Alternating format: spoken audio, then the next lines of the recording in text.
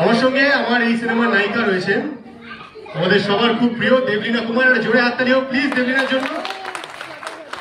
আমাদের প্রডিউসার আমাদের মাঝখানেই আছেন সুতনুদা, কিন্তু উনি উপরে আসবেন না। আমি এটুকুই বলবো যে আমরা রাস বানানোর একটাই কারণ ছিল আমাদের কাছে, যে ছোটবেলা, যে আনন্দ, যে সারল্য আমরা আমাদের ছোটবেলায় উপভোগ করতে পেরেছিলাম, যেটা আজকের দিনে অনেকটাই কম তো আমাদের কাছে। আনন্দ কম, সারল্য কম তো আগের থেকে, নাকি?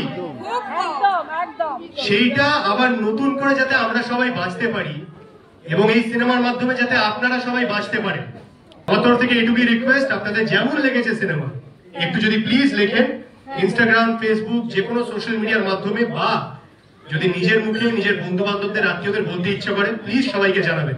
কেমন? একটু জোরে কি? Thank you. আমি দেবলীনাকে রিকোয়েস্ট করবো দুটো কথা বলতে, প্লিজ দেবলীনা। যেহেতু এখানে ছোটবেলার কথা আছে, এই ছবিতে ছোটবেলায় ফিরে যাওয়ার কথা আছে। প্রিয়া সিনেমা হল আমার ছোটবেলার হল, আমার বড়বেলার হল।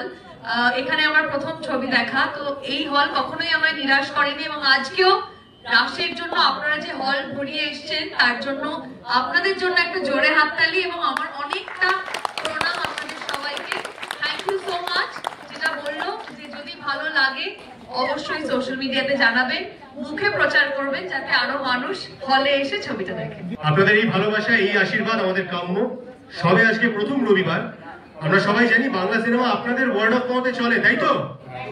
তাই আপনাদের এই ভালোবাসায় আগামী সপ্তাহে আরো অনেক মানুষ হল ভরিয়ে রাজ দেখতে আসবে। Thank you so much. অনেক অনেক অনেক ভালোবাসা। Thank you.